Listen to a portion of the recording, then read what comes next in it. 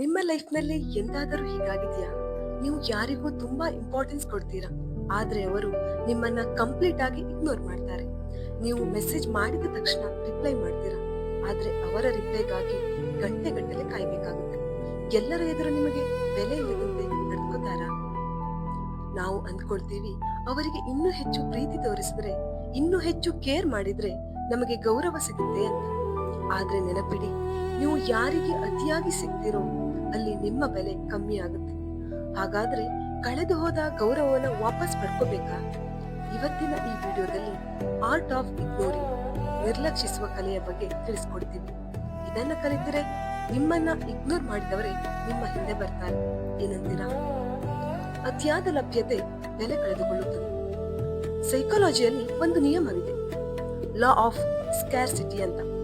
ಅಂದ್ರೆ ಜಗತ್ತಿನಲ್ಲಿ ಯಾವ ವಸ್ತು ಸುಲಭವಾಗಿ ಸಿಗುತ್ತೋ ಅದಕ್ಕೆ ಬೆಲೆ ಇರಲ್ಲ. ವಜ್ರ ಯಾಕೆ ಅಷ್ಟು ಬೆಲೆ ಬಾಳುತ್ತೆ? ಯಾಕೆ ಅಂದ್ರೆ ಅದು ಎಲ್ಲೆಂದರಲ್ಲಿ ಸಿಗಲ್ಲ. ಅದೇ ರೀತಿ ನೀವು ಎಲ್ಲರಿಗೂ ಎಲ್ಲಾ ಸಮಯದಲ್ಲೂ ಅವೈಲೇಬಲ್ ಇದ್ರೆ ಜನ ನಿಮ್ಮನ್ನ ಕೀಳಾಗಿ ನೋಡ್ತಾರೆ. ಅವರು ಕರೆದಾಗಲೆಲ್ಲ ಓಡ್ ಹೋಗೋದು, ಅವರು ಫ್ರೀ ಇದ್ದಾಗ ಮಾತ್ರ ನಿಮ್ಮ ಜೊತೆ ಮಾತನಾಡೋದು. ಇದನ್ನ ಮೊದಲು ನಿಲ್ಲಿಸಿ. ನಿಮ್ಮ ಸಮಯಕ್ಕೆ ಒಂದು ಬೆಲೆ ಕಟ್ಟಿ. ನೀವು ಬ್ಯುಸಿ ಇದ್ದೀರಾ ಅನ್ನೋದನ್ನ ಅವರಿಗೂ ತೋರಿಸಿ. ಯಾವಾಗ ನೀವು ನಿಮ್ಮ ಸಮಯವನ್ನ ಬೇರೆಯವರಿಗಾಗಿ ವೇಸ್ಟ್ ಮಾಡೋದನ್ನ ನಿಲ್ಲಿಸ್ತೀರೋ ಆಗ ಅವರಿಗೆ ನಿಮ್ಮ ನಿಜವಾದ ಬೆಲೆ ಏನು ಅಂತ ಅರ್ಥ ಆಗೋಕೆ ಶುರುವಾಗುತ್ತೆ. ಇಗ್ನೋರ್ ಮಾಡೋದು ಅಂದ್ರೆ ಕೋಪ ಮಾಡ್ಕೊಳ್ಳೋದಲ್ಲ. What is true ignoring? ಬಹಳಷ್ಟು ಜನ ತಪ್ಪು ತಿಳ್ಕೊಳ್ತಾರೆ. ಇಗ್ನೋರ್ ಮಾಡೋದು ಅಂದ್ರೆ ಜಗಳ ಮಾಡೋದು, ಬ್ಲಾಕ್ ಮಾಡೋದು ಅಥವಾ ಕೋಪ ತೋರಿಸೋದು ಅಂತ. ಇಲ್ಲ, ಕೋಪ ತೋರಿಸಿದ್ರೆ ಅವರಿಗೆ ಗೊತ್ತಾಗುತ್ತೆ ನೀವು ಇನ್ನು ಅವರ ಬಗ್ಗೆನೇ ಯೋಚಿಸ್ತಿದ್ದೀರಾ ಅಂತ. ನಿಜವಾದ ಇಗ್ನೋರ್ ಅಂದ್ರೆ ಸೈಲೆನ್ಸ್, ಮೌನ.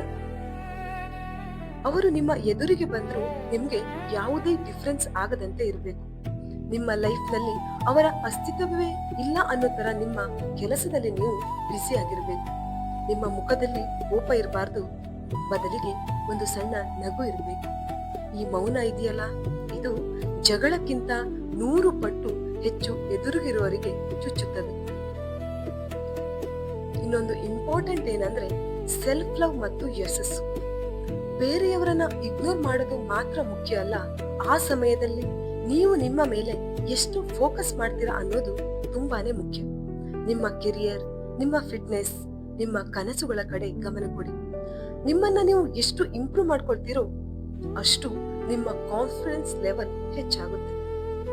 ಯಾವಾಗ ನಿಮ್ಮನ್ನ ಇಗ್ನೋರ್ ಮಾಡಿದ ವ್ಯಕ್ತಿ ನೀವು ಅವರಿಲ್ಲದೆಯೂ ಕೂಡ ತುಂಬಾನೇ ಖುಷಿಯಾಗಿದ್ದೀರಾ ಮತ್ತು ಲೈಫಲ್ಲಿ ಸಕ್ಸಸ್ ಆಗ್ತಿದ್ದೀರಾ ಅನ್ನೋದನ್ನ ನೋಡ್ತಾರೋ ಆವಾಗ ಅವರಿಗೆ ತಮ್ಮ ತಪ್ಪಿನ ಅರಿವಾಗುತ್ತದೆ. ಛೆ, ಇಂಥ ಒಳ್ಳೆಯ ವ್ಯಕ್ತಿಯನ್ನ ನಾನು ಕಳೆದುಕೊಂಡೆನಲ್ಲ ಅಂತ ಅವರ ಮನಸ್ಸಿನಲ್ಲಿ ಪಶ್ಚಾತ್ತಾಪ ಶುರುವಾಗುತ್ತದೆ. ನೆನಪಿಡಿ ಸ್ನೇಹಿತರೆ, ಗೌರವ ಅನ್ನೋದು ಭಿಕ್ಷೆ ಬೇಡಿ ಪಡೆಯುವ ವಸ್ತು ಅಲ್ಲ, ಅದು ನಾವು ಬದುಕುವ ರೀತಿಯಿಂದ ಗಳಿಸಿಕೊಳ್ಳಬೇಕಾದದ್ದು. ನಿಮ್ಮನ್ನ ಬೇಡದ ಜಾಗದಲ್ಲಿ ನೀವು ಅತಿಯಾಗಿ ಪ್ರೀತಿ ತೋರಿಸೋಕೆ ಹೋದ್ರೆ ಅಪಮಾನವೇ ಸಿಗೋದು. ಗೌರವ ಸಿಗದ ಜಾಗದಿಂದ ಸದ್ದಿಲ್ಲದೆ ದೂರ ಸರಿದು ಬಿಡಿ. ಇನ್ಮುಂದೆ ಯಾರಿಗಾದ್ರೂ ನಿಮ್ಮ ಲೈಫ್ ನಲ್ಲಿ ಅತಿಯಾದ ಇಂಪಾರ್ಟೆನ್ಸ್ ಕೊಡುವ ಮುನ್ನ 100 ಬಾರಿ ಯೋಚಿಸಿ. ನಿಮ್ಮ ಬೆಲೆ ನಿಮಗೆ ಗೊತ್ತಿರಲಿ. ಈ ವಿಡಿಯೋ ನಿಮಗೆ ಇಷ್ಟ ಆದ್ರೆ ದಯವಿಟ್ಟು ಲೈಕ್ ಮಾಡಿ, ನಿಮ್ಮ ಆಪ್ತರೊಂದಿಗೆ ಶೇರ್ ಮಾಡಿ. ಇದು ಹೊಂಬೆಳಕು, ಹೃದಯಕ್ಕೆ ಬೆಳಕು ಕೊಡೋ ಪ್ರಯತ್ನ. ನಮ್ಮ ಈ ಪ್ರಯತ್ನ ನಿಮಗೆ ಇಷ್ಟ ಆದ್ರೆ ದಯವಿಟ್ಟು ಸಬ್ಸ್ಕ್ರೈಬ್ ಮಾಡಿ, ಸಪೋರ್ಟ್ ಮಾಡಿ.